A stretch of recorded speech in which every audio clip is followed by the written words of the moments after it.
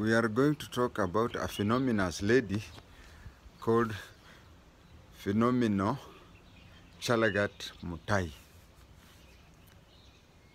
In the Bible, they say every generation has its prophets. Yes, she was born around the same time with Professor Wangari Maathai. But Professor Wangari Maathai by then was into academia, raising a bachelor's degree. Chelagat Mutai alikwamia kwa bachelor, but Wangari Maathai went for master's, PhD. She went and taught at the university, but they were age mates. She was born in 1949. When she was born, in the 40s, don't take it because my neck top at times in a jam. So she went to school, and the first time she was noticed was when she led a strike at Highland Girls Eldoret. When Moi took over, Highland Girls was named Moi Girls Eldoret. I do not know whether she did her O-levels at Highland Girls or Moi Girls Eldoret or another school, but at Highlands she was expelled, but somehow she went and did her A-levels and joined the University of Nairobi. The University of Nairobi, she was into student leadership, but she was not very much known. As I've said, every generation has its prophets. We had met Wamensa from Coast, Wangu wa Mageri, and the two ladies were age mates, and maybe even in future generations we'll have other ladies who will be prophets of their time. So after the university, she contested Eldoret North constituency. When she contested Eldoret North constituency, she won. She won the seat, and when she won the seat, she contested against 12 men, but she won at the age of 24. So 1974, yeah, she was born around 1949. When she was made an MP, she became very vocal. Actually, she was one of the first founder members of 7 Bearded Sisters.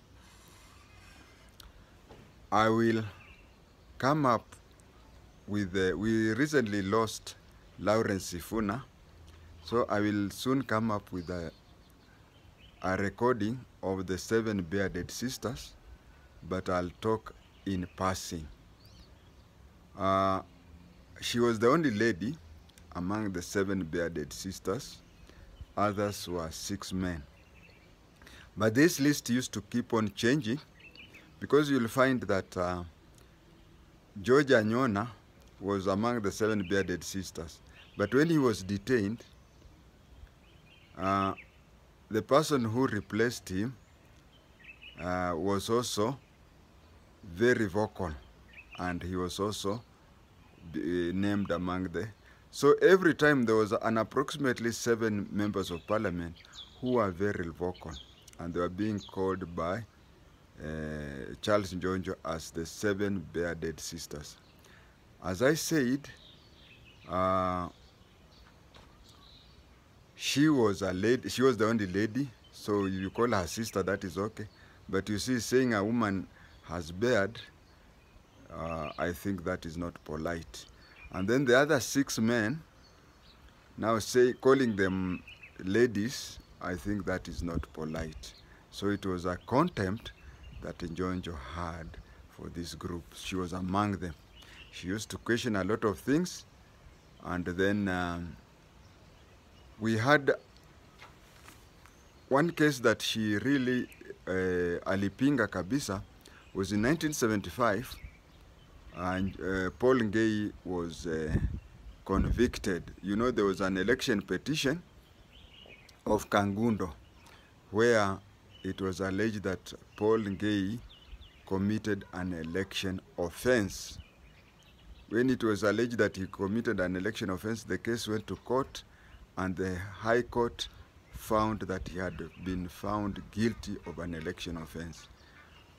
And the conviction was that upon conviction, the law was saying that upon conviction, you are not eligible to contest for 5 years. Now, what is 5 years? Ngei was found guilty in 1975. It means that Ngei will be eligible to contest for election in 1980.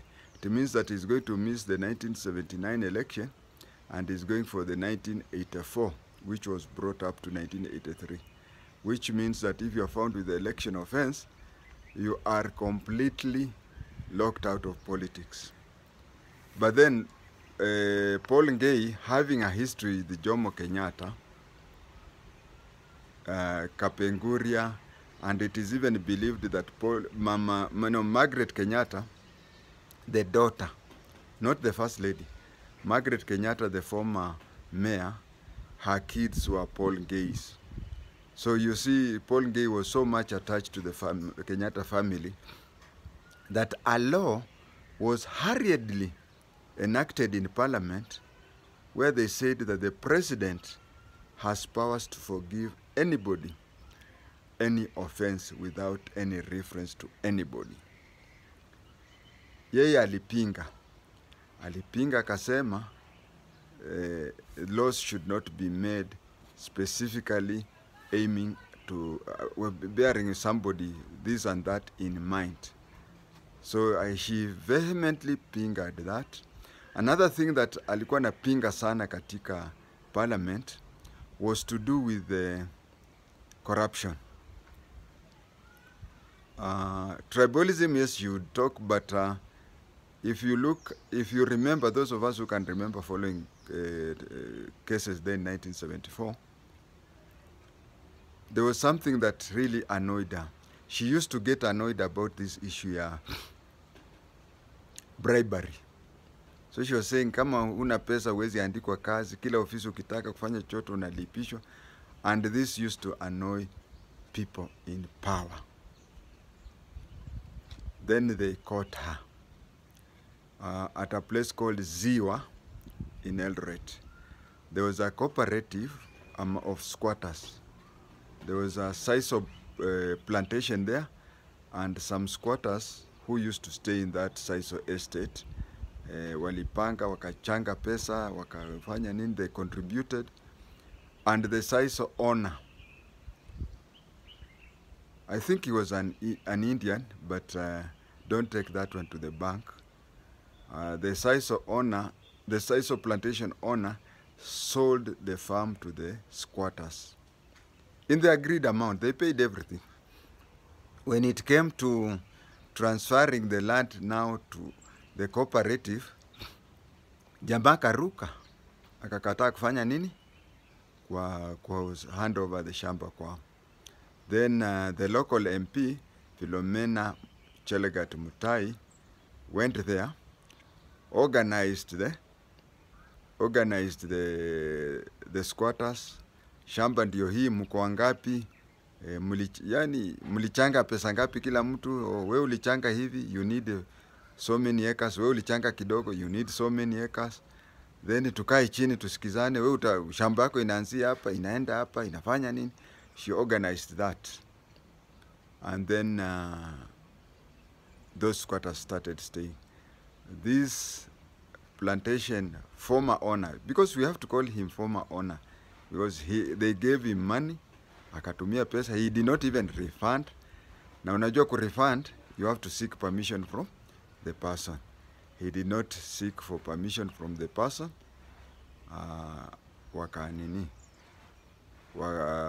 He just took their money na kanyamaza. And then those days, if you remember Mark Mwithaga and others, serikali ilikuwa inakutafutia tu makosa na ina insist. People say ninaongea vitu zingine kando, but that is my nature. Mark Mwithaga alipokosana na serikali, wakakumbuka that his wife had complained that he had slapped her, but the mistake, she did not withdraw the case, so Mark Mwithaga akafungwa jail. And as for Chelagat Mutai, because she organized squatters to okay, you can call it invade, to invade that shamba, because I don't call it invading. They had paid it the agreed amount. It is only him who had refused to transfer that. So she was jailed for trespassing. Akaenda Lang'ata, stayed in Lang'ata. She lost her seat. Watu Eldoret, correct me, I think the person who won in the by-election was William Murgor. The seat later ilichukuliwa na Ruto. Kaendelea hivyo hivyo. So, Murgor, I don't know whether it is Murgor ama ni huyu nephew wa Moi, but she was detained and a by-election was held. Then when it was held, she was in Lang'ata, akamaliza kifungo. She was released in September 1978. When Jomo died, Moi used the same law and released her from Lang'ata in September 1978, a month or so after Jomo had died. When she was released, the election that followed in 1979, she regained the seat. When she regained the seat, she became, unajua yeye, Moi had this permanent problem. Moi used to wonder, I mean, mbona kabila yangu inanipinga? So Chelagat would pinpoint the mistakes that were being done, and then she was caught with one problem. You know, nowadays, members of parliament, mileage inapangwa kulingana na, they come and calculate, for example, your constituency from Nairobi. A person like Starehe, parliament iko kwa Starehe. A person like Starehe sijui ana calculate mileage aje. And then compare to somebody in Laisamis. Laisamis in geographically, it's an area equivalent to Kakamega County. So there is you have to count from Nairobi to Laisamis, then, you know, within the constituency, he has to go in all the directions. But those days they used to fail to calculate. Some MPs even just stayed in Nairobi. You can even remember that Lotodo, baada ya kutafutiwa makosa mingi, one of the makosa alitafutiwa ni ile false mileage. I'll give an example. We also complained one time to our boss that we were staying in Rift Valley headquarters, na we could not claim night outs. Akasema, okay, every month nitamtengenezea mtu ana claim siku tatu so that at least muwe na pocket money. So what I'm trying to say here is that it is something that was accepted and it is something that was practiced, that you could claim for something that you did not do, and it was done by everybody. Now for the government to get back to you, they would claim that you made false mileage claim. Because when you are claiming false mileage claims, you'll say that on such and such a day, I went to my constituency and I did this and that and that. But kwa bahati mbaya labda that day, the Hansard reports that you contributed something on the floor. So they'll go to your constituency, wa investigate, waone hukuweko, waende kwa Hansard, wakushtaki na false claim, na wakufunge. So when they started investigating her for false claims, she ran to Uganda. No, to Tanzania. She ran to Tanzania as a refugee and stayed there. She later came back to Kenya and led a very poor life. Shame on the Kenyan government. A person like that, she died a very poor person on wheelchair. And when she died, you could see the speeches that everybody, especially those in authority, were making. She died in 2013 on Saba Day. she was a soldier to the last minute. Imagine she decided to die on Saba Day of 12